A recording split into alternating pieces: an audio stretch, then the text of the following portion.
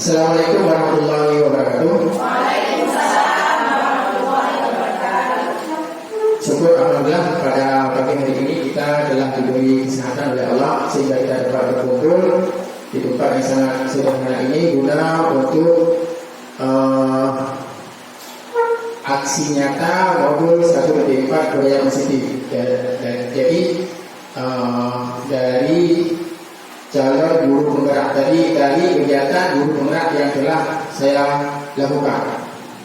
Kemudian selawat beriring salam dan sama-sama kita sambung-sambungkan kepada Allah Nabi besar Muhammad Sallallahu Alaihi Wasallam, yang mana oleh beliau telah membawa kita dari alam kebodohan ke alam yang penuh dengan ilmu pengetahuan seperti yang kita rasakan saat ini. Kemudian tidak lupa pula penghormatan saya kepada pimpinan SD Negeri 13 Jakarta. Kemudian penghormatan saya juga kepada Dewan Guru SD Negeri 13 Jakarta yang sudah meluangkan waktunya untuk mendengarkan aksi nyata atau sama-sama kita belajar dari apa yang telah saya pelajari di program Guru Penggerak. Untuk yang pertama, Bapak Ibu, saya ucapkan selamat datang untuk para guru hebat yang mana telah bersedia untuk datang ke sekolah untuk mengajar siswa peserta didiknya walaupun dalam keadaan hujan. Di sini saya tidak untuk mengajari Bapak Ibu, tapi sama-sama kita melakukan sharing. Jadi kalau misalkan nanti ada berbeda pendapat, mohon disikapi. Untuk materi yang akan kita pelajari pada modul 1.4 budaya positif ini adalah yang pertama perubahan paradigma belajar, yang kedua disiplin positif, yang ketiga motivasi perilaku manusia, yang keempat kebutuhan dasar manusia, yang kelima posisi kontrol restitusi, yang keenam keyakinan kelas, dan yang terakhir adalah segitiga restitusi. Oke, next kita langsung masuk ke materi yang pertama, yaitu perubahan paradigma belajar.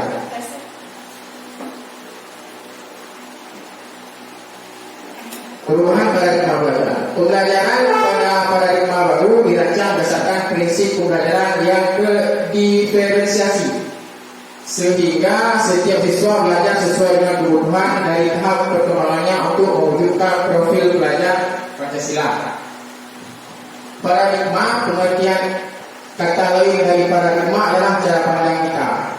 Kalau dulu sebelum kita masuk ke era yang penuh dengan teknologi ini, seperti di zamannya Ibu Yus, Bu Yuga, Bu Kar, atau Ibu yang lain, Ibu Anak, mungkin kita belum terlalu mengenal atau belum terlalu intens dengan teknologi.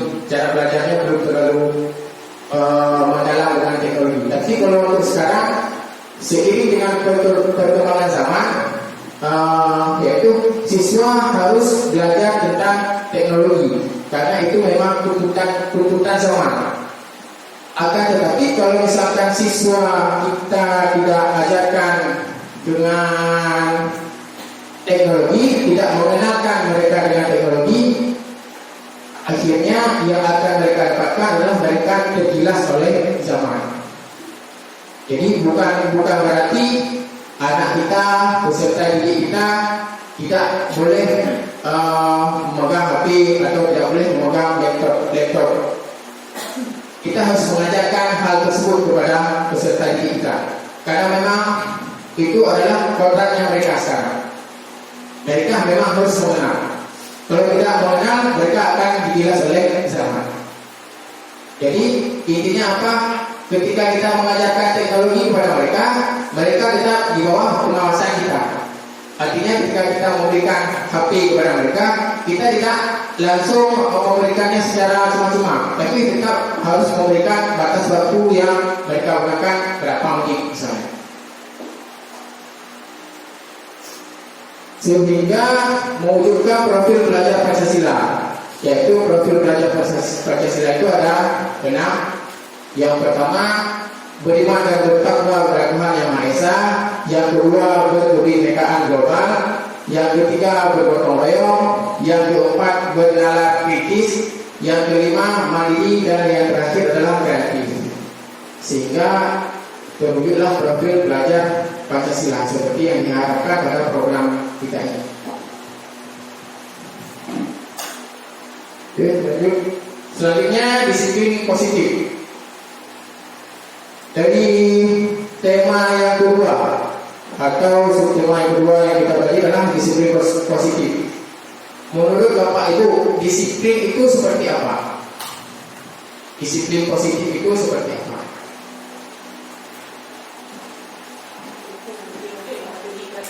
Mematuhi peraturan yang telah ditetapkan oleh sekolah. Itu jadi yang kita kunci di sini, peraturan harus dipatuhi oleh peserta didik. Nanti kedepannya akan kita lihat ada kaitannya nggak peraturan yang harus dipatuhi oleh peserta didik ini.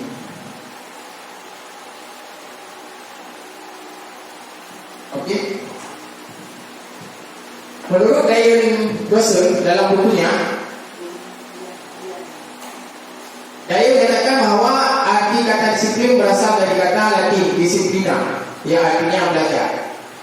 Nah, dari yang Ibu Aida katakan tadi, siswa harus mematuhi peraturan yang telah ditetapkan oleh sekolah.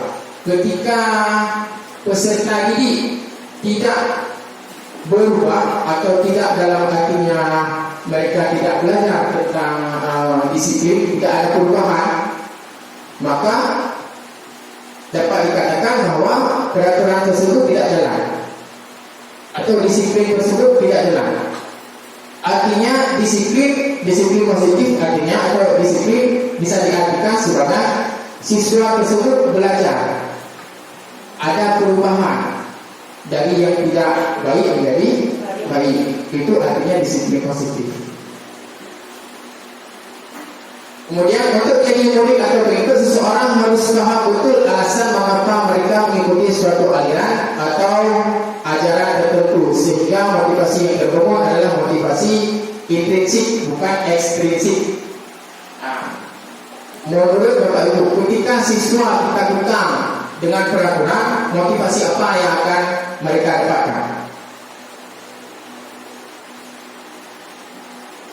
Ketika siswa ditakutkan dengan peraturan, kemudian mereka melakukan peraturan tersebut, kira-kira menurut Bapak Ibu motivasi apa yang terbangun dalam diri peserta didik tersebut?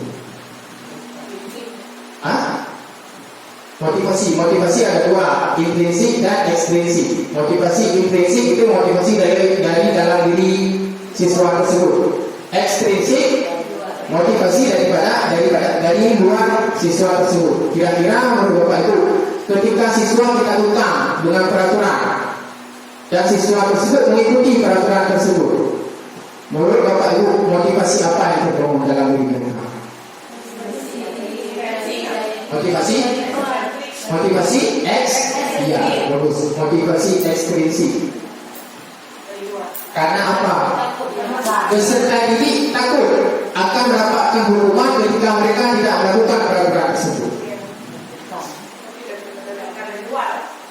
Yang seharusnya mereka harus berubah dengan motivasi ekstrinsik. Ada kesadaran sendiri mereka untuk berubah. Jadi bukan karena peraturan tersebut, tapi ada kesadaran diri mereka untuk mereka berubah. Inti dari program guru penggerak ini Bu, memotivasi peserta didik supaya mereka mempunyai motivasi intrinsik. Itu yang diperlukan dalam program guru penggerak ini. Kemudian disiplin positif. Dalam budaya kita, makna kata disiplin dimaknai menjadi sesuatu yang dilakukan seseorang pada orang lain untuk mendapatkan kepatuhan, seperti yang Ibu Aida katakan tadi. cenderung menghubungkan kata disiplin dengan ketidaknyamanan. Disiplin seperti yang Ibu Aida katakan tadi, itu harus mematuhi peraturan. Dan peraturan tersebut membuat peserta didik tidak nyaman. Kemudian sebagai pendidik, tujuan kita adalah menciptakan anak-anak yang memiliki disiplin diri sehingga mereka bisa berperilaku dengan mengacu pada nilai-nilai kebajikan universal dan memiliki motivasi intrinsik bukan ekstrinsik. Nanti nilai-nilai kebajikan universal ada di slide selanjutnya. Disiplin positif merupakan salah satu cara penerapan disiplin yang bertujuan untuk menumbuhkan kesadaran serta memberdayakan anak untuk melakukan sesuatu tanpa sokongan, ancaman maupun hukuman. Itu seperti yang saya katakan tadi. Jadi, intrinsik. Jadi, siswa melakukan sesuatu bukan karena ancaman, sokongan atau segala macam, tapi karena memang kesadaran mereka. Kemudian dengan kata lain, seseorang yang memiliki disiplin diri berarti mereka bisa bertanggung jawab terhadap apa yang dilakukannya, karena mereka berdasarkan tindakan mereka pada nilai-nilai kebijakan universal.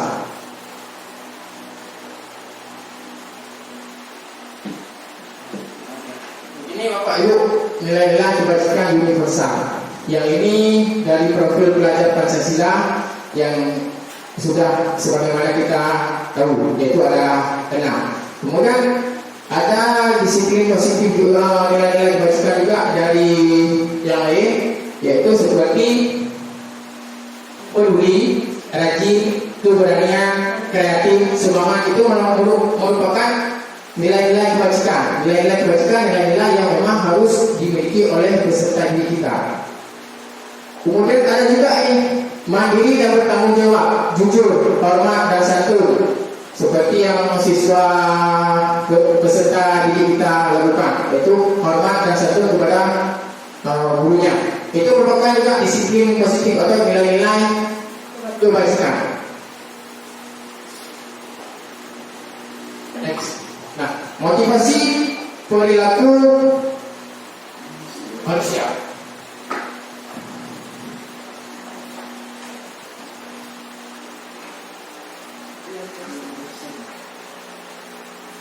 Menurut Dawson, beliau menyatakan ada 3 motivasi perilaku manusia. Yang pertama, untuk menghindari ketidaknyamanan atau hukuman. Yang kedua, untuk mendapatkan imbalan atau penghargaan dari orang lain.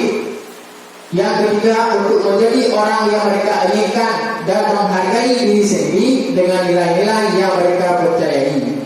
Menurut Bapak Ibu, ketika kita melakukan sesuatu, dari 3 pernyataan motivasi perilaku manusia yang dinyatakan oleh Dawson, yang mana yang memang seharusnya kita miliki.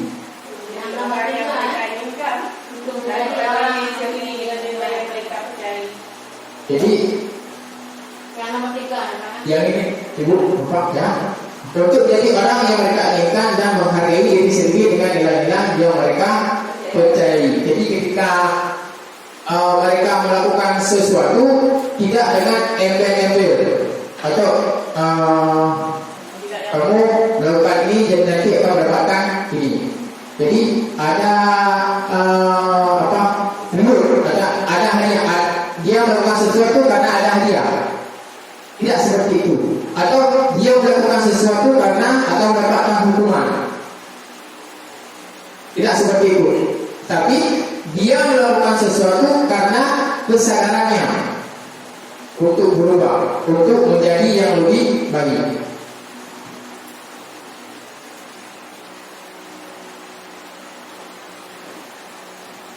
Yang pertama, untuk menghindari ketidaknyamanan atau hukuman. Ini adalah tingkat terendah dari motivasi perilaku manusia. Jadi tingkat terendahnya karena hukuman. Biasanya orang yang motivasi perilakunya untuk menghindari hukuman atau ketidaknyamanan akan bertanya, apa yang akan terjadi apabila saya tidak melakukannya? Itu di tingkat terkena karena ada hukuman. Ini ketika saya tidak melakukan, apakah saya akan mendapatkan hukuman? Apa yang akan saya dapatkan ketika saya tidak melakukan hal tersebut? Sebenarnya mereka sedang menghindari permasalahan yang mungkin muncul dan berpengaruh pada mereka secara fisik, psikologis maupun tidak terpenuhinya kebutuhan mereka. Bila mereka tidak melakukan tindakan tersebut, motivasi ini bersifat eksternal. Motivasi intrinsik atau dari luar. Kemudian satu tingkat di atas motivasi karena mendapatkan hukuman, yaitu untuk mendapatkan imbalan atau penghargaan dari orang lain. Di sini orang berperilaku untuk mendapatkan imbalan atau penghargaan dari orang lain. Orang dengan motivasi ini akan bertanya, apa yang akan saya dapatkan apabila saya melakukannya? Apakah hadiah, uang atau sebagainya?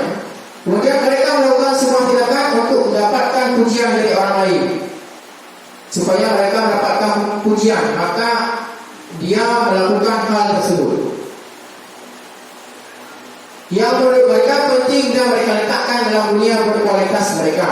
Mereka juga melakukan sesuatu untuk mendapatkan hadiah, pengakuan atau imbalan. Motivasi ini juga disebut dengan motivasi eksternal, motivasi dari luar.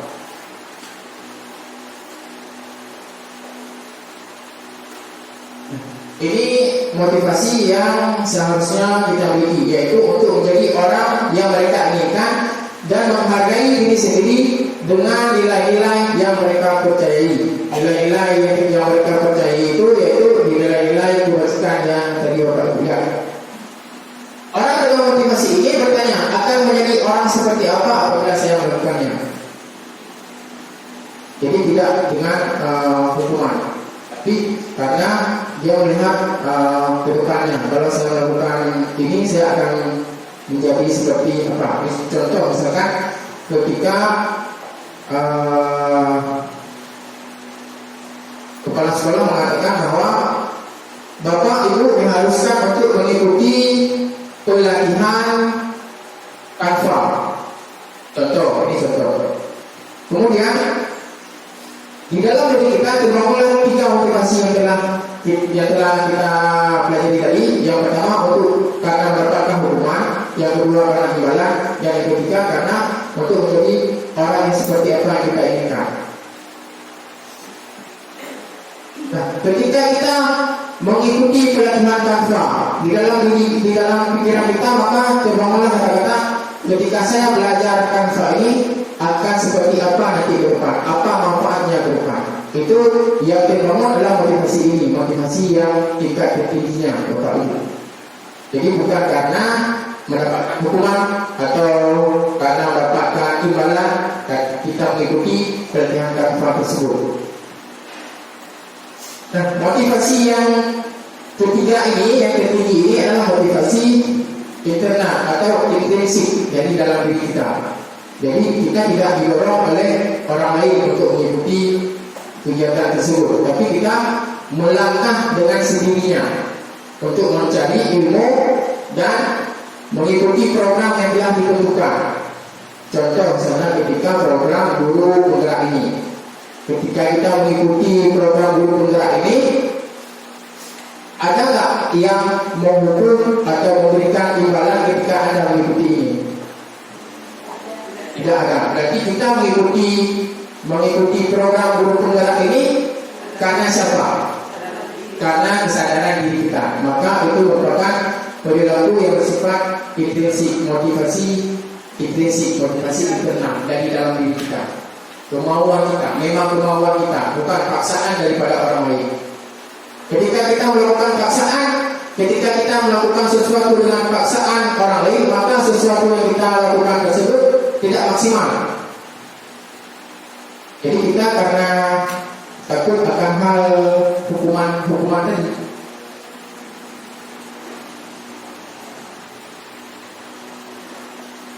Oke. Ini ada pertanyaan Bapak Ibu. Ibu Anas guru kelas 2 SD mendapatkan masalah. Murid-muridnya tidak bisa tertib berdiri antri di depan pintu kelas dan selalu berebutan masuk ke dalam kelas setelah jam istirahat besar.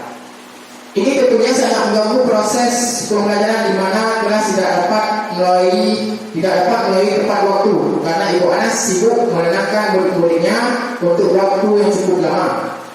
Akhirnya Bu Anas berpikir cepat dan mengandalkan stiker bintang. Setiap murid-muridnya akan masuk ke kelas usai jam istirahat. Bu Anas akan mengiming-iming muridnya dengan stiker bintang. Siapa yang dapat berdiri lurus dan berbaris rapi, antri di depan pintu, dapat bintang dari Bu Anas. Sebagian besar murid-muridnya menyambut tantangan tersebut dan langsung berdiri rapi di depan pintu agar mendapatkan stiker bintang.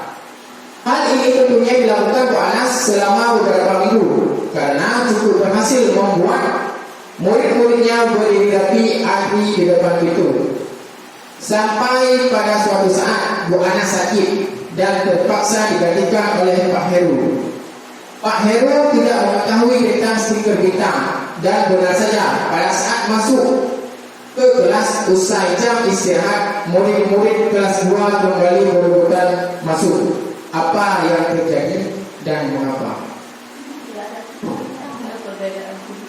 Karena tidak ada motivasi dari bukan karena dia mendapatkan ibadah dari itu. Kurangnya komunikasi.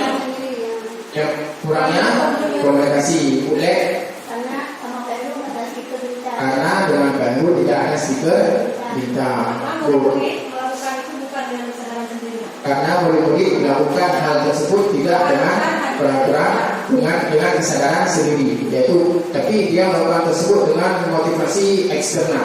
Ya. Ada yang lain? Saya rasa udah. Kau udah suka dengan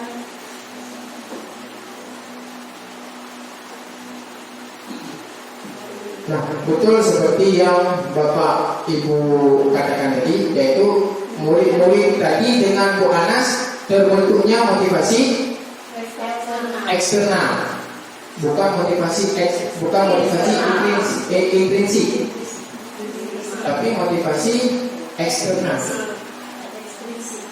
Ekstrinsik. Ya. Nah, kemudian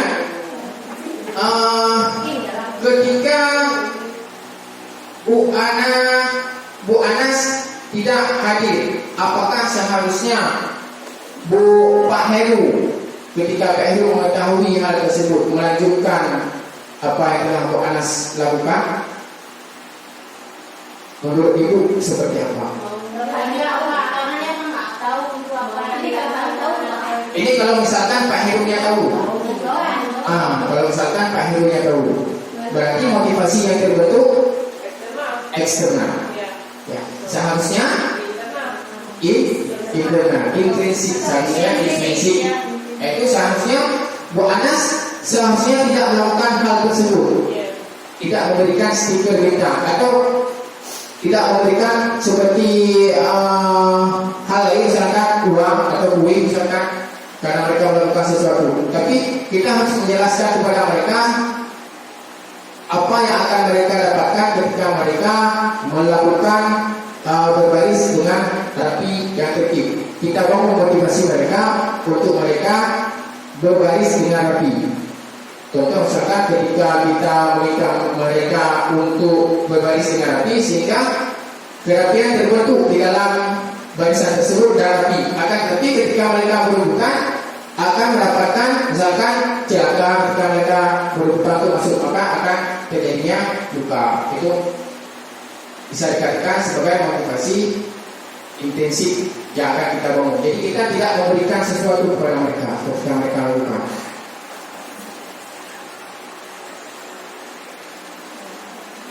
Kemudian yang selanjutnya, pengertian hukuman, konsekuensi dan restitusi. Hukuman bersifat satu arah dari pihak guru yang memberikan, dan murid hanya menerima suatu hukuman tanpa melalui suatu kesepakatan.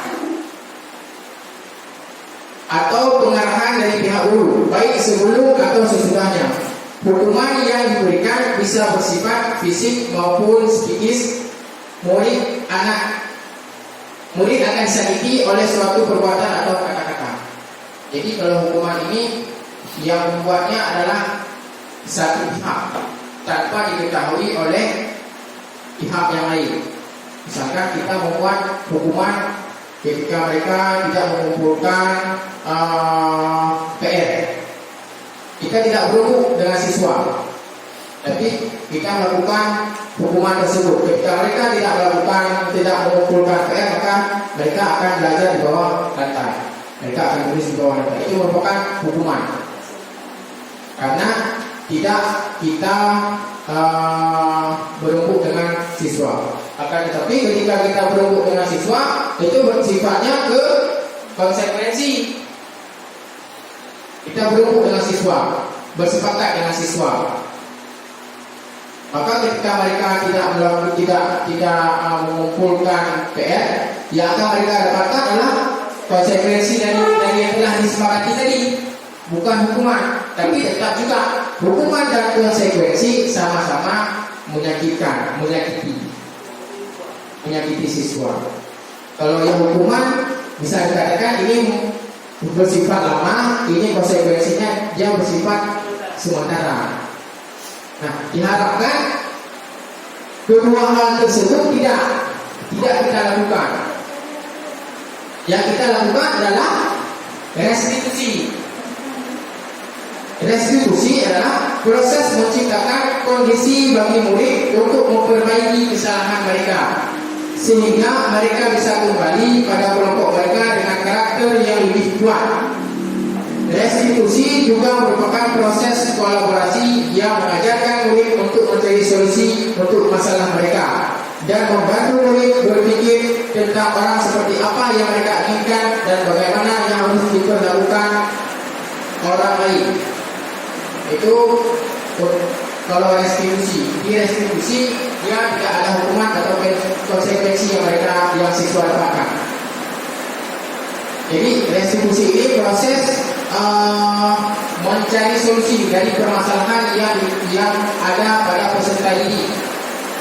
Kemudian peserta didik tersebut menemukan solusi dari permasalahan yang mereka hadapi, bukan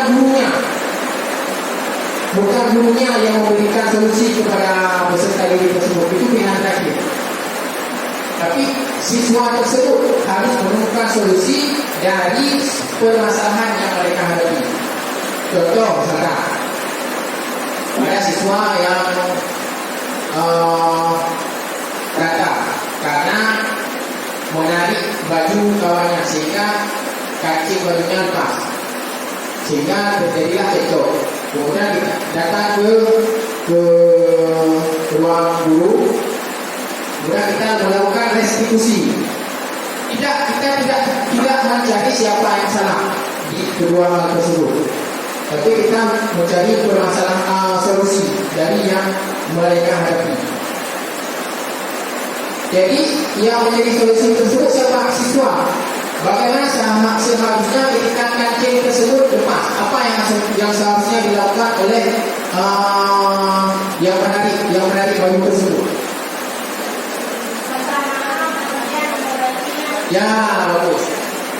Itu yang kita tanyakan kepada siswa. Apa yang seharusnya kamu lakukan untuk memperbaiki kesalahan kamu? Minta maaf Pak, dan menjahit kembali kancing baju yang sudah lepas. Bagus. Jadi kita tidak menyalahkan dia.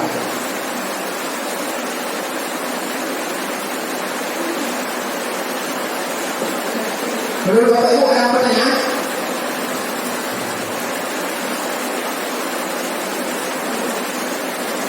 Sebelum kita next, Kuros, ada pertanyaan? Kuros?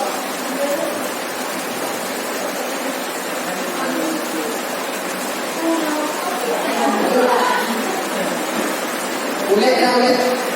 Next. Cuman Mina apa? Dua sudah.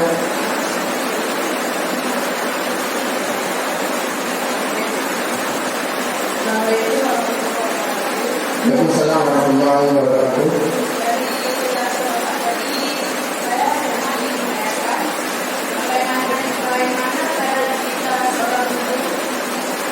Berikan ya, bahasa berikan ya. Bagaimana caranya kita sebagai guru supaya anak kita memiliki sikap positif dari kedua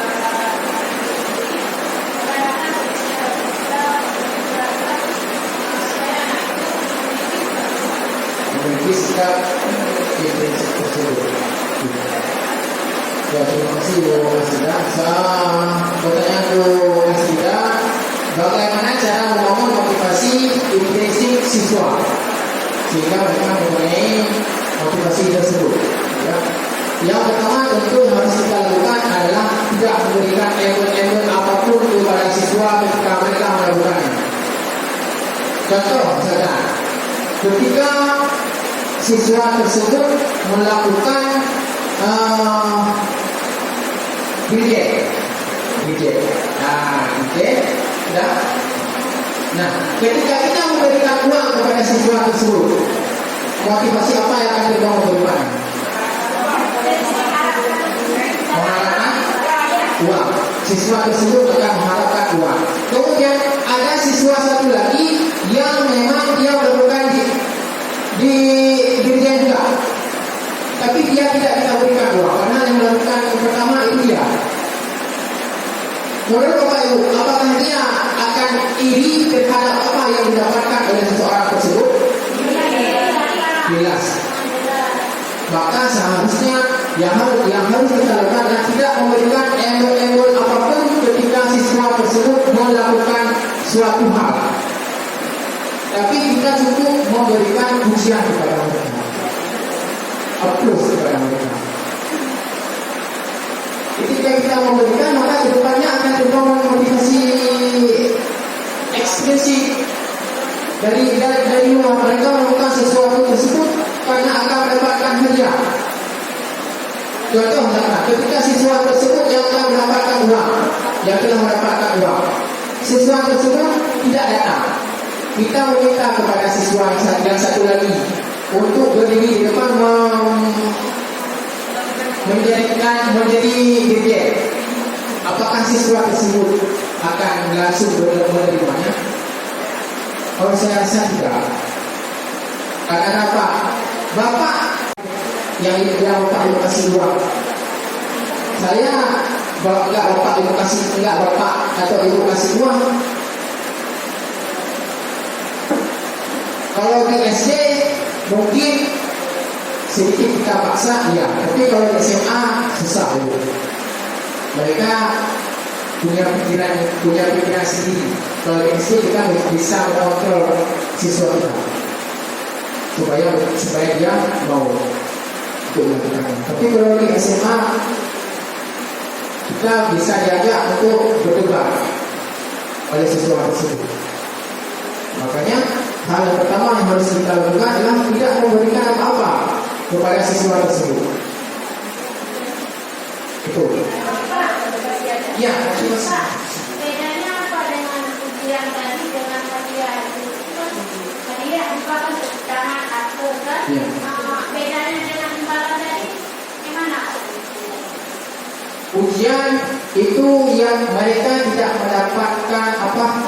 Sesuatu. Benda. Tapi mereka mendapatkan apa itu namanya? Penghargaan. Bukan penghargaan, pujian, motivasi untuk dia. Dan orang lain juga wajar memberikan pujian kepada dia karena memang dia mampu. Ketika siswa tersebut kita berikan uang, siswa yang lain kita minta untuk tepuk tangan, kayaknya susah. Sebaiknya tidak dilakukan apa? Sebaiknya tidak dilakukan memberikan hadiah. Contohnya misalkan kita untuk siswa yang dapatkan ranking 1 umpama, kita memberikan buket. Coba buket bagi wali kelas yang contoh umpama, coba buket. ketika suatu saat kita tidak mampu lagi untuk memberikan bukit tersebut di semester ke depan, dan yang mendapatkannya bukan siswa itu, bukan siswa A, tapi siswa B yang mendapatkan seharusnya bukit di semester ke depan. Saya tanya, menurut Bapak Ibu, akan terjadinya iri atau tidak? Kecewa. Jadi siswa yang B ini dia belajar karena akan mendapatkan bukit di akhirnya, tapi nyatanya dia tidak mendapatkan bukit. Kecewa. Akhirnya apa? Dia tidak mau lagi belajar dan peringkatnya down. Ada? Nah, jadi peringkatnya down karena dia mengharapkan belajar karena mengharapkan sesuatu. Ketika dia tidak mendapatkan sesuatu, maka down, jatuh.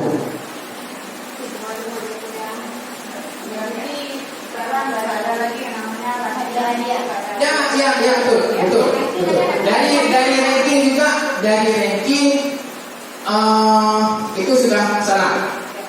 Dari ranking hadiah juga tidak seharusnya. Jadi mereka belajar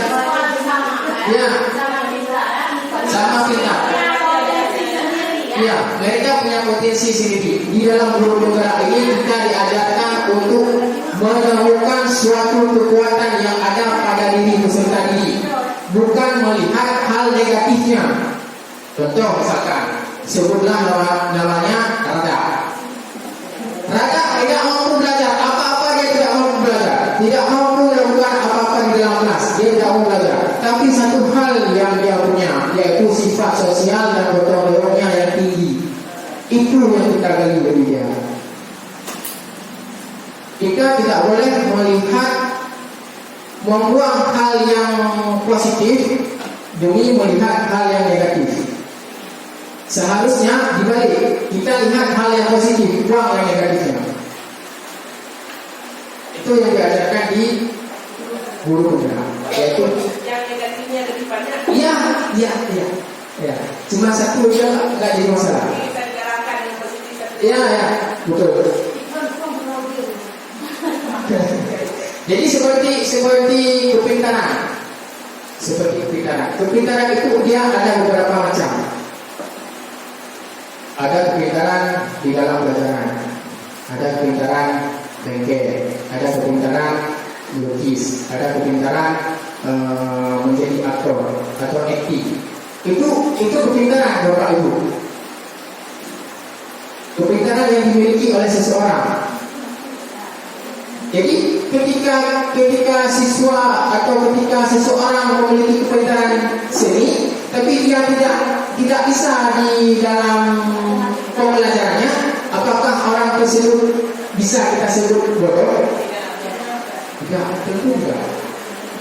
Tapi dia punya keahlian di bidangnya tersendiri. Begitu juga ketika kita belajar tentang matematika, fisika, IPA, IPS, olahraga, siswa cuma mampu di bidang matematika. Di bidang lain dia kalau dibilang kurang mampu, tidak juga, tapi rata-rata dia bisa. Tapi dia lebih menonjol di bidang matematikanya. Itu yang kita latih. Di matematikanya itu yang kita latih. Itu kepintaran Bapak Ibu. Jadi jangan kita salah paham bahwa kepintaran itu adalah pendidikan. Enggak. Orang bengkel itu kepintaran juga. Ketika orang yang kita anggap pintar, yaitu orang yang bisa dalam pendidikan, itu kita anggap pintar. Dia kita minta untuk memperbaiki kereta yang rusak. Boleh Bapak Ibu bisa tidak? Bisa tidak? Tidak, karena memang bukan keahliannya. Tapi kita juga tidak boleh mencap dia bodoh, karena dia punya keahlian yang lain. Jadi ini yang saya bilang tadi, kita harus menemukan suatu kekuatan pada diri peserta diri tersebut dan kita bangun kekuatan dia. Jadi jangan kita lihat hal yang negatifnya, lihatlah hal yang positif yang mereka punya. Oke, next.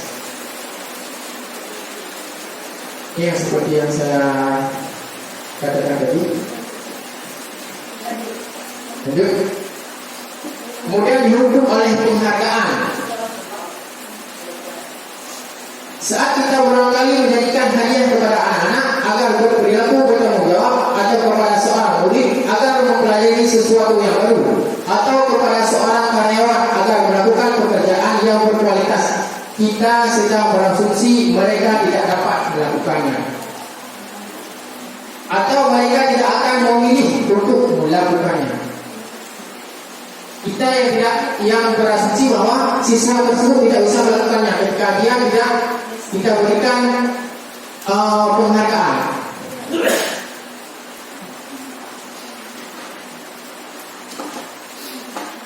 Kemudian menurut Al-Fiqh mengemukakan baik penghargaan maupun hukuman adalah cara-cara mengontrol perilaku seseorang yang menghancurkan potensi untuk pembelajaran yang sesungguhnya. Menurut kau, belajar ideal tindakan belajar itu sendirilah yang penghargaan sesungguhnya. Penghargaan yang sesungguhnya adalah ketika siswa tersebut kita tidak memberikan apa-apa, tapi dia memang mampu. Itu penghargaannya. Ketika siswa melakukannya, mampu dia untuk melakukannya, itu yang penghargaan. Yang disebut dengan penghargaan yang sesungguhnya, bukan uang, bukan hadiah, atau bukan segala macam. Jadi ketika kita memberikan hadiah, kita berasumsi bahwa siswa tersebut sebenarnya tidak bisa melakukan hal tersebut. Tapi kita dorong dia untuk bisa melakukan tersebut. Dengan apa? Dengan hadiah, dengan uang, dengan duit, dengan keperluan tersebut dan segala macam.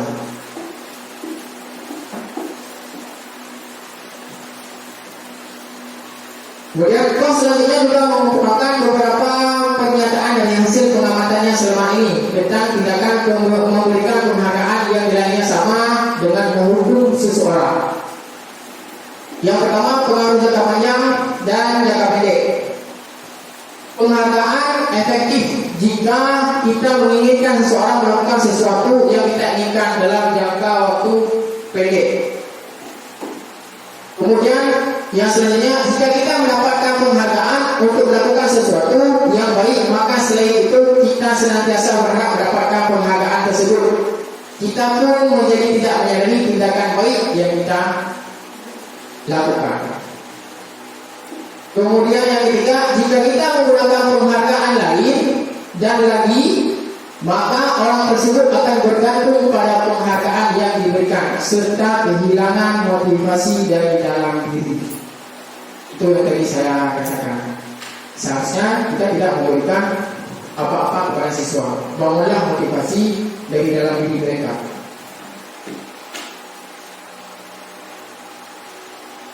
Kemudian penghargaan juga merusak hubungan.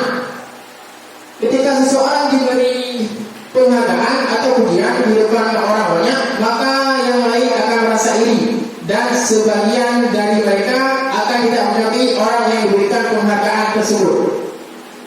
Kemudian yang kedua, jika seorang guru sering memberikan penghargaan kepada murid-muridnya, besar kemungkinan murid-muridnya termotivasi hanya untuk menyenangkan gurunya. Mereka tidak akan bersikap jujur kepada guru tersebut. Dan yang ketiga, mereka yang percaya bahwa mereka tidak memiliki kesempatan untuk mendapatkan penghargaan akan berhenti mencoba. Jadi, ya rating-ratingnya di bawah, mereka tidak akan berhenti mencoba. Karena apa? Mereka pasti tidak akan mendapatkan penghargaan tersebut. Kemudian selanjutnya penghargaan maupun jika suatu penghargaan diharapkan namun Anda tidak mendapatkannya, Anda akan merasa dihukum. Dihukum karena kita tidak mendapatkan penghargaan tersebut. Seperti yang saya katakan tadi, ketika seseorang seharusnya mendapatkan penghargaan, tapi karena kita tidak mampu lagi untuk memberikan penghargaan tersebut, maka kita seperti menghukum dia. Kemudian yang selanjutnya, memberikan penghargaan dan hukuman adalah hal yang sama, karena keduanya mencoba mengendalikan perilaku seseorang, karena orang pada dasarnya tidak suka dikendalikan. dalam jangka waktu lama penghargaan akan terlihat sebagai hukuman. Dan yang ketiga, penghargaan menghukum mereka yang tidak mendapatkan penghargaan. Misalnya dalam sistem ranking, kita katakan tadi, mereka yang mendapatkan ranking kedua akan merasa paling dihukum karena tidak mendapatkan ranking 1. Motivasi dari dalam diri intensif. Saat seorang anak belajar untuk pertama kali menggabungkan huruf-huruf dan kata-kata serta menyadari bahwa ia dapat membaca, timbul kerja di matanya dan sebuah senyuman di wajahnya. Anak tersebut begitu gembira bahwa ia telah mempelajari dan menguasai suatu keterampilan baru. Kesadaran akan kemampuannya bahwa ia sudah dapat membaca sesungguhnya sudah merupakan sebuah penghargaan. Jadi kita tidak memberikan lagi mobil yang siswa atau apa yang siswa yang anak kita mau.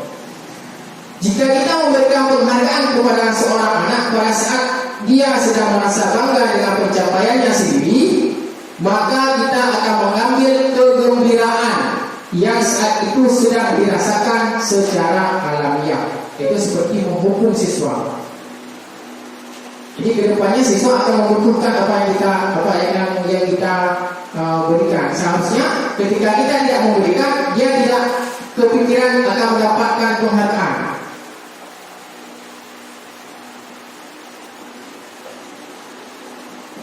Kemudian restitusi.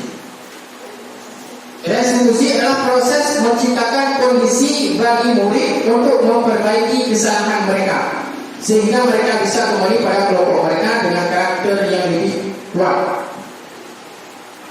Kemudian mengajarkan murid untuk mencari solusi untuk masalah dan membantu murid berpikir tentang orang seperti apa yang mereka inginkan dan bagaimana mereka harus memperlakukan orang lain. Nanti ke depannya kita akan lihat video tentang restitusi tersebut bagaimana. Nah, yang selanjutnya keyakinan kelas. Menurut Bapak Ibu, kenapa harus keyakinan kelas, tidak peraturan kelas?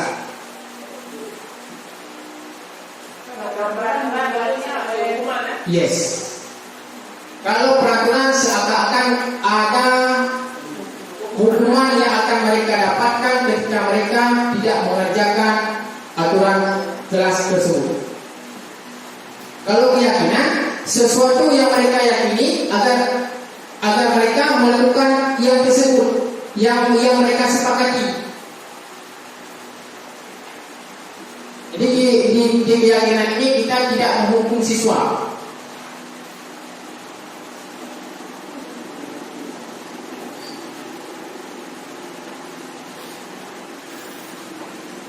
Dari yang Bapak Ibu lihat ini sekarang, menurut Bapak Ibu, dari dua hal di bawah ini, manakah yang disebut keyakinan kelas dan peraturan kelas? Yang di sebelah kanan, Apakah yang di sebelah kiri atau di sebelah kanan? yang di sebelah kanan keyakinan kelas, di sebelah kiri peraturan kelas. Ibu, Yang sebelah kiri Ya. keyakinan. yang sebelah kiri keyakinan. Yang sebelah kanan sebelah kiri Yang ini peraturan, yang ini keyakinan. Bagaimana cara Ibu membedakannya? Siswa harus di kelas tepat pada waktunya yang bisa dilakukan. Ya. Kami sepakat ke sekolah, itu keyakinan mereka. Ya. Sama. Bagus. Seakan-akan di sini kalimatnya kalimat penekanan dan negatif. Ya. Di sini ada kalimatnya kalimat negatif. Kalau di sini kalimatnya kalimat yang positif. Jadi di keyakinan kelas kita menggunakan kalimat-kalimat yang positif di situ. Tidak dilarang membuang sampah sembarangan, tapi buanglah sampah pada tempat. Nah, seperti itu. Jadi ketika siswa misalkan dilarang berlari pada koridor sekolah, contoh pada koridor pada di samping sini. Contoh silakan kan. Dilarang berlari, tapi jalanlah pelan-pelan di koridor. Jangan dilarang berlari di koridor, tapi jalanlah pelan-pelan di koridor. Nah, seperti itu. Jadi kalimatnya kalimat positif yang kita gunakan di keyakinan kelas ini. Jadi saya harap Bapak Ibu juga bersama asistennya, para wali kelas, untuk bisa merancang keyakinan kelas ini dan kita tempel di kelas. Yang keyakinan kelas kita tempel. Ya, yang keyakinan kelas. Kita tidak lagi menggunakan peraturan kelas, tapi keyakinan kelas. Yang dulu kita buat itu Sebaiknya diubah. Ya, keyakinan misalnya keyakinan sekolah. Nah, jadi bukan peraturan sekolah. Jadi judulnya diganti, tapi kalimat yang digunakan adalah kalimat yang positif. Jadi seakan-akan di kalimat tersebut ketika siswa tidak melakukannya, siswa tersebut tidak akan mendapatkan hukuman. Tapi kita bangun motivasi siswa tersebut untuk dia mampu melakukan hal tersebut. Maka diperlukan restitusi, yaitu suatu proses untuk mencari permasalahan solusi dari permasalahan yang dialami oleh siswa.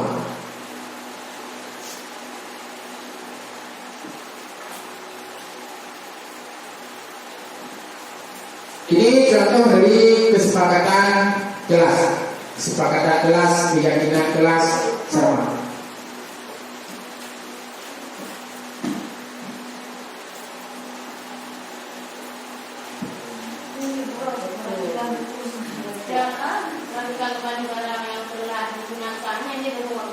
Ya, perhatikan kembali barang yang digunakan. Jadi jangan digunakan merapikan kembali barang yang telah berserakan. Itu kalimatnya negatif. Tapi menggunakan kembali buku atau barang yang telah digunakan. Oke, next. Nah, ini selanjutnya adalah kebutuhan dasar manusia. Pertanyaan penganti. Pertanyaannya, Ibu Ambar, guru wali kelas 2A di SD Pelita Hati, sedang bingung menghadapi ulah salah satu murid di kelasnya, Doni. Beberapa anak di kelas A telah datang padanya dan mengeluhkan Doni seringkali meminta bekal makan siang mereka dengan paksa. Jika Anda menghadapi situasi seperti Ibu Ambar, apa yang akan Anda lakukan? Menurut Anda kira-kira apa alasan Doni melakukan hal tersebut? Si Doni setiap hari dia datang ke teman-temannya dan memaksa mengambil makan siang temannya. Menurut Bapak Ibu, kira-kira alasan Doni melakukan hal tersebut apa? Dan kedua, kebutuhan apa yang seharusnya dipenuhi oleh Doni?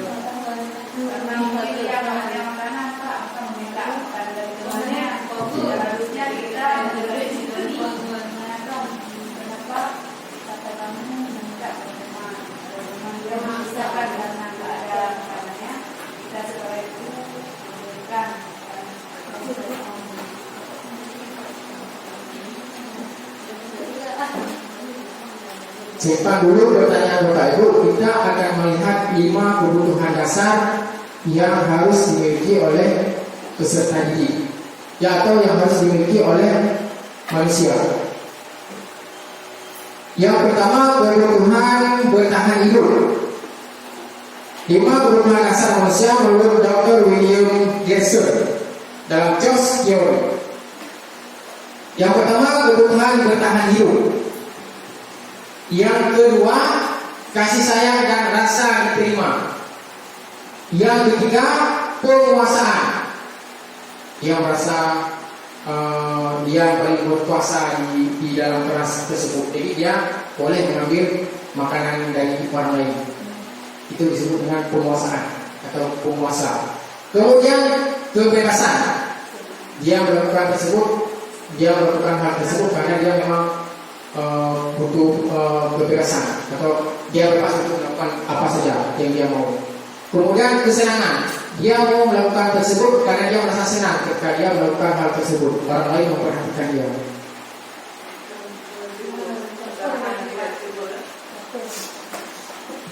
Ini yang harus kita punya.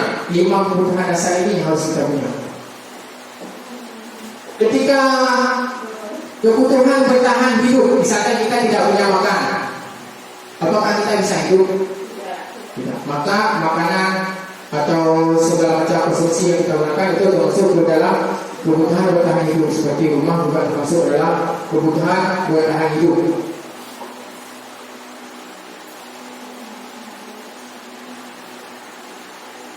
Dari yang kita pelajari tadi, menurut Bapak Ibu, si Doni melakukan hal tersebut karena apa? Karena kebutuhan bertahan hidup. Lain? Karena penguasaan mungkin. Karena penguasaan. Yang lain? Dia bisa bebas karena tidak ada yang mengganggunya. Ya, betul. Jadi jawabannya tergantung dari jawaban si Doni. Tergantung dari jawaban si Doni. Kalau misalkan dia melakukan hal tersebut karena dia merasa lapar dan orang tuanya tidak membawakannya makanan untuk dia makan siang, maka kebutuhan yang harus dia penuhi adalah kebutuhan bertahan hidup. Kalau misalnya tidak, maka akan terjadi gejolak di dalam diri dia. Dia harus bertahan hidup. Apa yang harus aku lakukan? Ambil makanan. Ya, itu yang memang yang sangat ini. Kemudian lanjut, yaitu kalau misalkan dia merasa senang serta orang tuanya jadi memperhatikan dia. Ketika dia mengambil punya teman, dia merasa bahwa orang tua atau temannya akan memperhatikan dia. Doni jangan ambil lah punya saya. Seperti itu. Maka kebutuhan yang harus dipenuhi oleh si Doni apa? Kasih sayang. Dia perlu kasih sayang. Makanya dia istilahnya dicampur. Ya. Kemudian ketika dia melakukannya karena dia iseng saja, dia menikmati ekspresi wajah teman-temannya yang kesal karena diambil makanannya, dan menurut dia ekspresi teman-temannya itu lucu. Kesenangannya.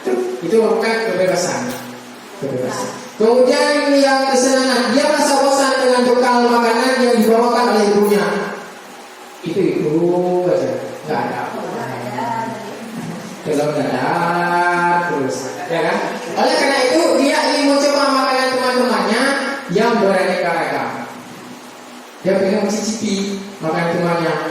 Teman-teman yang lain, KFC, Ricis, makanannya kan? Ya, daging. Solusinya itu menggunakan restitusi tadi. Restitusi yang harus kita lakukan. Ya. Kemudian yang terakhir, dia merasa hebat karena temannya jadi takut dengan dia dan menuruti keinginannya, yaitu penguasaan. Misalnya contoh yang paling hebat di kelas, dia bebas melakukan apa aja, mengambil pulpen, buku. Dia yang paling berani. Itu kebutuhan penguasaan. Berkuasa ya.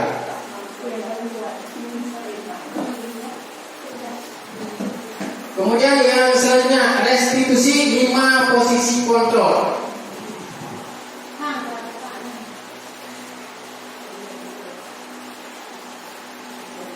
Menurut dari dosen ada 5 posisi kontrol.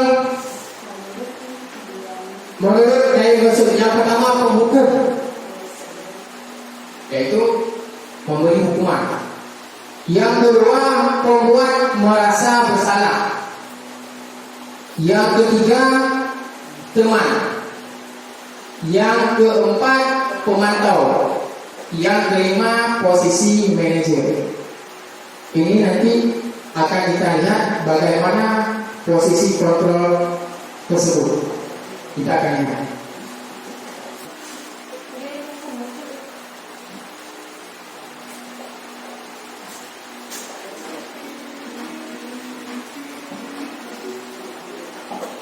Salam bahagia Ibu dan Bapak Guru hebat. Dalam penerapan disiplin restitusi, salah satu program yang dikembangkan adalah 5 posisi kontrol. 5 posisi kontrol dalam restitusi adalah proses perjalanan seorang guru agar dapat menjadinya. Pada video kali ini, kita akan membahas tentang 5 posisi kontrol yang dikembangkan oleh Diane Dawson dan Johnson Penerapan. Jadi saya rasa kelima posisi ini pernah kita lakukan. Cuma kita tidak tahu apa namanya, apa yang kita lakukan tersebut. Posisi penunjuk, kedua, posisi pembuat masalah, ketiga, posisi teman, keempat, posisi pemantau atau monitor, dan 5, posisi manajer. Untuk lebih memahami kelima posisi tersebut, mari kita menyaksikan kasus Naren yang terlambat hampir 20 menit di sekolah. Melihat bagaimana kelima posisi kontrol dalam menghadapi masalah tersebut.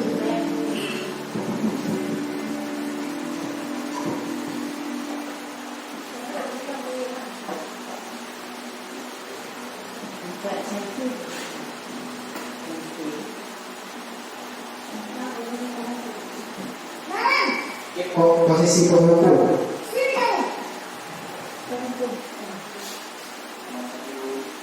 Selalu terlambat. Kamu deh, pasti terlambat. Saya Apa? Apa coba? Alasan kamu apa lagi?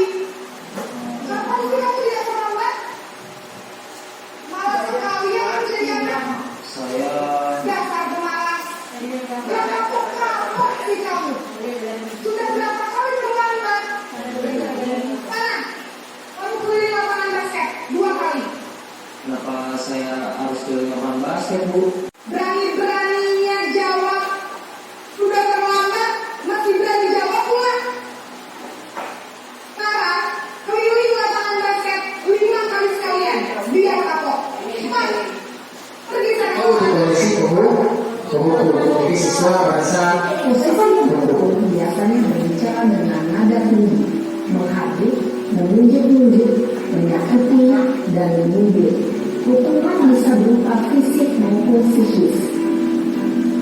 Ibu dan Bapak Guru hebat, dampak yang terjadi pada murid ketika guru berada pada posisi pemukul adalah murid cenderung akan memberontak, bahkan menyimpan dendam.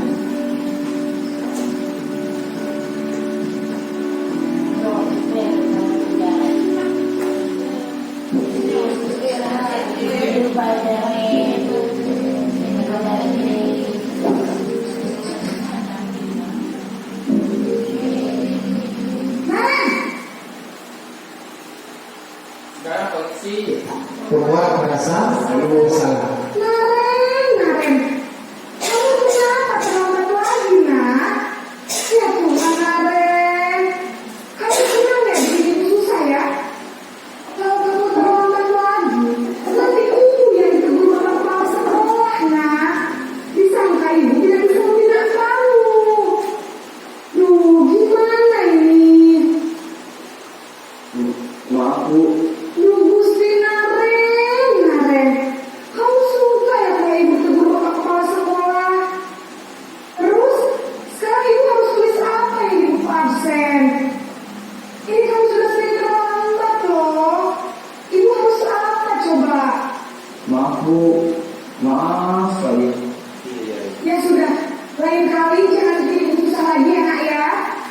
Ibu tidak akan kuat lagi kalau kamu begini terus. Bisa jantungan kalau ibu tegur bapak kepala sekolah. Karena cepat sekolah. Maaf ya, Bu. Kalau beberapa siswa merasa bersalah karena itu tidak. Posisi pembuat rasa bersalah berbicara dengan nada tenang, cenderung lembut, Namun kata-kata yang diutarakan membuat murid merasa menjadi orang yang gagal, memandang buruk dirinya sendiri, merasa tidak berharga, dan tidak sanggup membahagiakan orang lain. Ketika guru mengambil posisi pembuat rasa bersalah, murid akan menganggap dirinya yang bersalah dan ia akan menyimpan emosi negatif tersebut di dalam dirinya. Ini di posisi teman. Ini sama seperti kasus si Doni tadi, Bu Anas.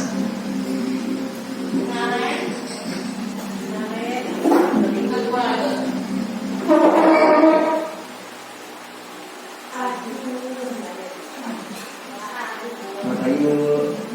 Wah, sudah jam berapa ini nak? Selamat pagi ya sayang. Dari nenek dan Iya Bu. juga Habis ibu saya udah membangunkan saya Bu. Kamu malah menyalahkan ibu kamu. Kamu bukannya angkat-angkatnya paling kencang. Kok terlambat sih? Iya Bu, saya memang terlambat bangun tadi. Jadi biar usaha kencang tetap gak kekejar Bu. Ya sudah sana. Nanti lain kali larinya lebih kencang lagi ya. Biar gak terlambat lagi. Itu posisinya. Bikin seneng ibu. Posisi Bagaimana? Bisa kan? Bisa lah Bu. Ya sudah sana masuk kelas. Ibu beresin urusan absen kamu. Kamu ini ada-ada saja. Dalam meski teman, guru berbicara dengan nada suara ramah, akrab, cenderung bersendak gurau untuk menjaga suasana tetap santai. Murid akan merasa senang, aman, dan akrab dengan guru. Identitas yang tercipta adalah identitas sukses atau berhasil. Namun, perlu diingat, karena ini masih dorongan eksternal, maka ada faktor ketergantungan dari murid kepada orang tertentu. Di sini, guru absennya, sehingga di lain waktu, murid bisa berperilaku baik, namun hanya kepada orang-orang tertentu saja. itu sama seperti stiker berita. Benar itu adalah posisi pemantau.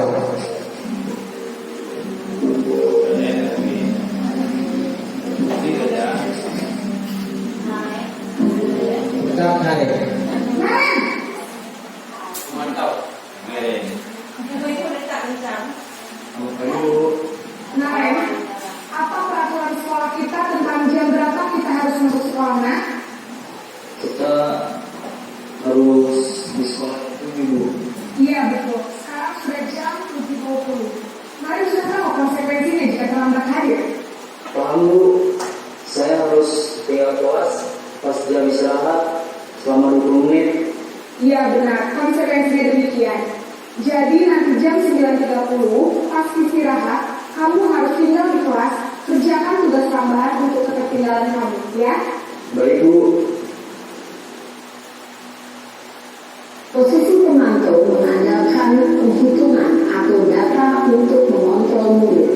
Guru mengarahkan murid berdasarkan peraturan dan konsekuensi. Seorang pemantau menunjukkan bahasa tubuh dan ekspresi wajah yang datar dan cenderung formal.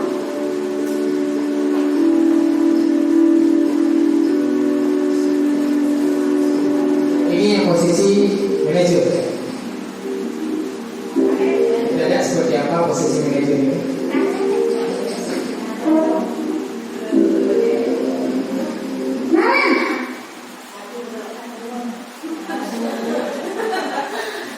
Selamat pagi Bu.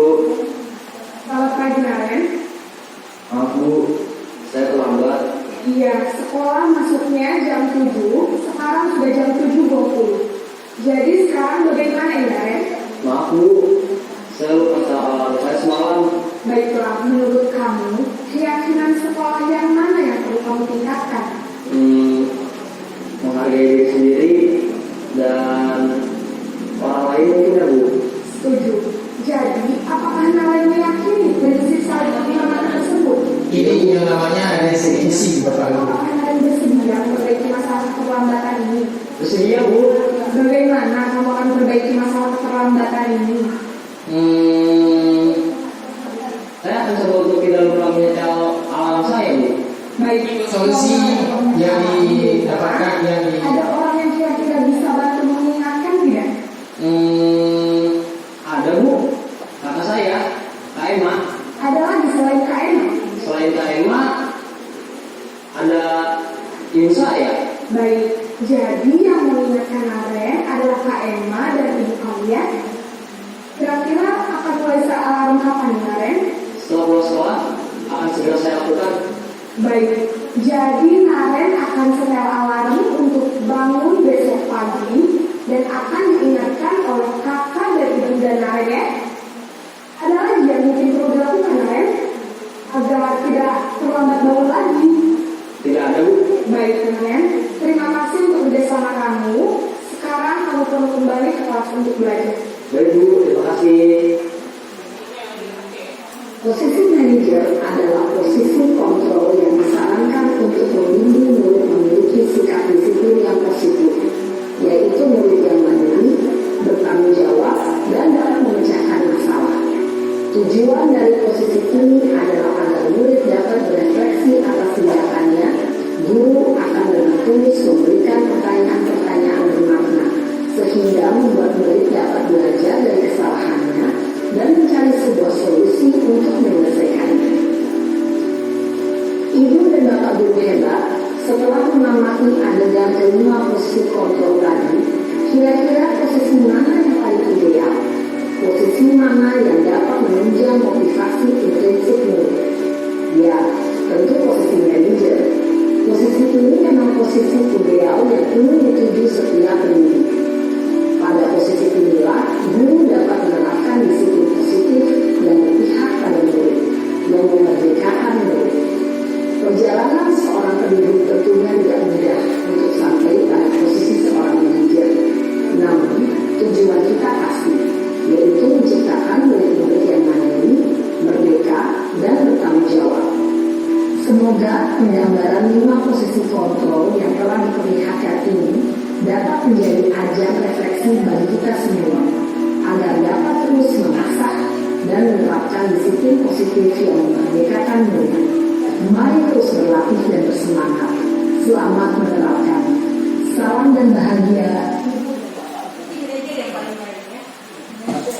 Nah, dari kelima posisi kontrol tadi yang paling baik adalah posisi manajer. Di posisi manajer tersebut siswa yang menemukan solusi dari permasalahan dia. Bukan kita yang memberikan hukuman atau bukan kita yang memberikan solusi, tapi siswa menemukan solusinya. Dengan cara kita memberikan pertanyaan sehingga siswa dapat menemukan solusi tersebut. Kemudian yang ketiga yaitu segitiga restitusi yang dilakukan posisi kontrol tersebut, yang dilakukan oleh posisi manajer tersebut adalah restitusi, termasuk dalam restitusi. Di dalam restitusi ada segitiga restitusi. Yang pertama, pengertian segitiga restitusi, suatu proses dialog yang dijalankan oleh guru atau orang tua dapat menghasilkan murid yang mandiri dan bertanggung jawab. Posisi yang pertama yaitu menstabilkan identitas, yang kedua validasi tindakan yang salah, dan yang ketiga menanyakan keyakinan.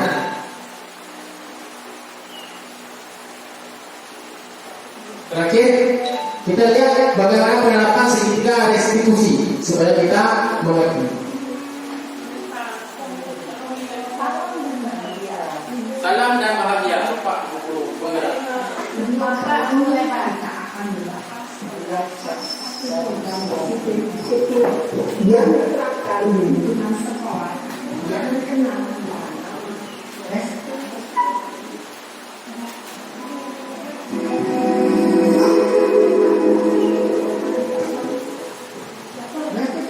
dilakukan oleh pakar pendidikan dari dosen berlandaskan pada teori kontrol berkelanjutan.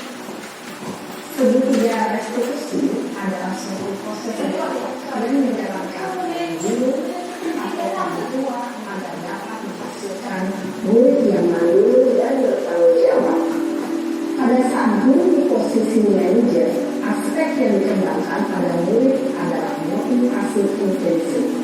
sehingga penanaman nilai-nilai kebajikan dapat tumbuh dan berkembang menjadi suatu kebiasaan positif yang akhirnya membentuk karakter hidup. Proses dialog ini terdiri dari 3 langkah yang digambarkan pada ketiga sisi pada segitiga restitusi. Sisi pertama adalah menstabilkan identitas. Sisi yang kedua adalah validasi tindakan yang sah. Dan sisi yang ketiga adalah menanyakan keyakinan. Ibu dan bapak guru ini akan ditunjukkan bagaimana seorang guru berada dalam posisi manajer menggunakan penerapan segitiga restitusi.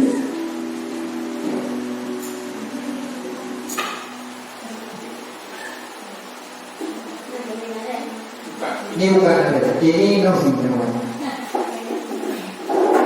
Pintar. Sarah. Yang kedua Kenapa ada lagi di sini? Kok Pak, kok banget? Masa aku menceritain Tomina Pak? Ya aku marah lah. Aku dari ceritain mereka di depan Pak. Kok banget? Oh begitu, dia pasti kamu marah dan kesal. Bapak juga akan marah apabila ada yang menyuruh Bapak seperti itu. Kemudian pada saat itu kamu melakukan apa?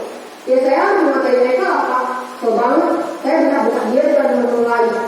Oh begitu, pasti kamu melakukan seperti itu karena satu alasan tertentu kan? Iya Pak, maksud saya diam saja Pak. Ya saya bela diri lah. Maksud saya disebut Tomina. Ya wajar lah, mempertahankan harga diri itu sesuatu yang penting buat kamu. Untuk kamu tidak lebih kepada saya tetap biasa. Iya Pak. Untung saya masih bersabar dan saya tidak bersabar. Sudah dulu padahal saya pasti bela diri lah. Ya, Nah, di sini kita lihat si Sarah tapi sudah mulai kamu memilih untuk tetap bertahan. emosinya. Kamu memilih untuk tidak berbuat lebih parah lagi. Ya.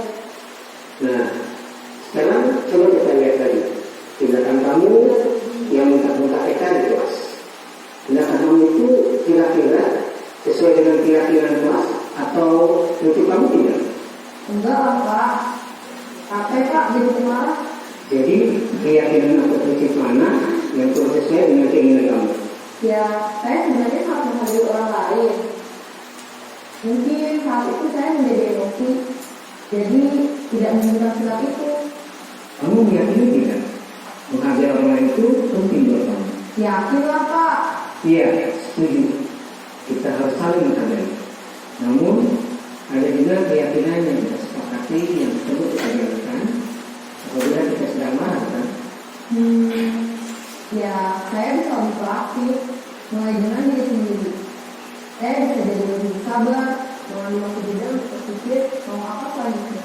Kira-kira kamu bersedia memperbaiki masalah ini tidak? Bersedia Pak. Kalau kamu memperbaiki masalah ini, kamu akan menjadi orang seperti apa? Saya akan menjadi orang yang bertanggung jawab kali ya Pak. Dan senantiasa proaktif. Iya, menurut kamu bagaimana rasanya menjadi orang seperti itu? Ya nyaman lah, bangga bisa bersabar dan menahan diri. Baiklah kalau begitu. Yuk kita pikirkan bagaimana memperbaiki masalah ini.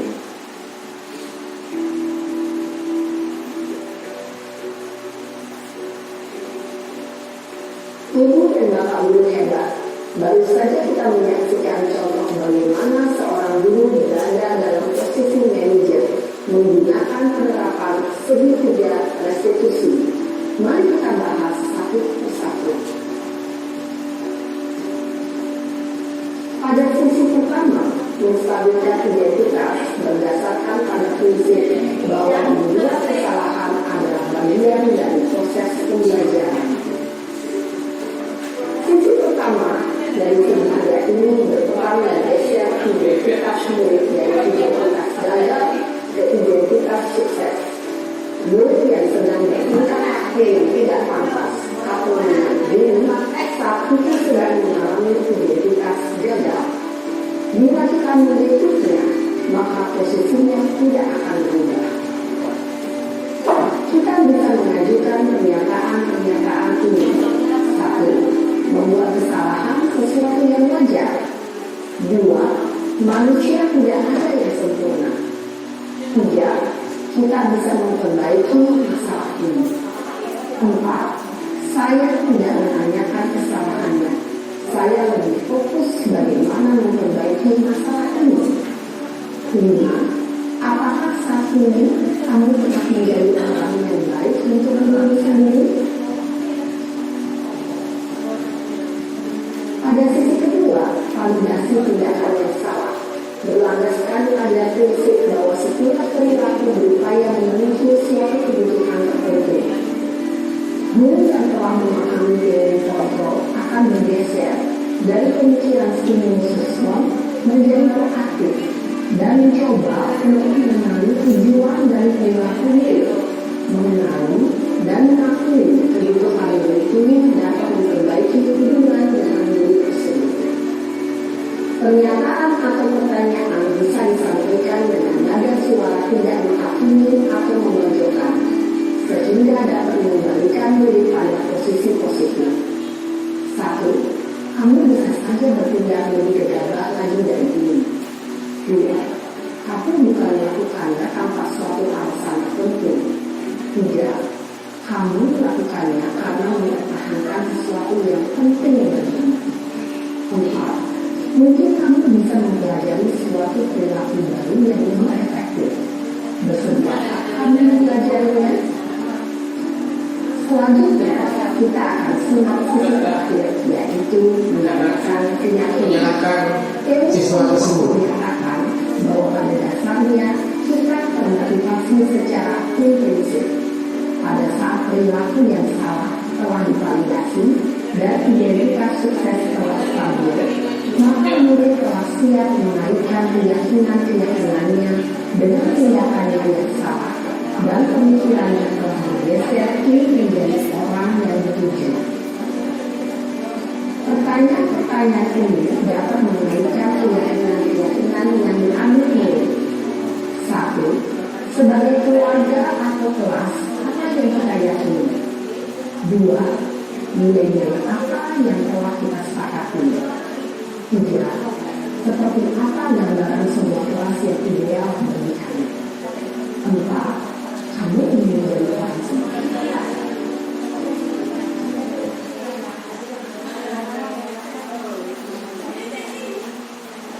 Bapak Ibu, dari yang telah kita lihat tadi di segitiga restitusi itu, kita tetap mengajukan pertanyaan-pertanyaan kepada siswa tersebut. Siswa tersebut memang salah, tapi kita tidak menyalahkan dia. Kalau kita menyalahkan dia, maka emosi dia tidak akan turun, tapi akan lebih meninggi. Jadi posisi restitusi manajer segitiga restitusi yaitu untuk mengontrol siswa atau emosi siswa yang melakukan kesalahan. Dan juga di restitusi ini kita mengajukan pertanyaan sehingga mereka mendapatkan solusi dari yang mereka permasalahan yang mereka alami. Nah, kalau kita lihat ini memang seperti roda berputar, seperti siklus telur ayam besar, seperti rantai makanan.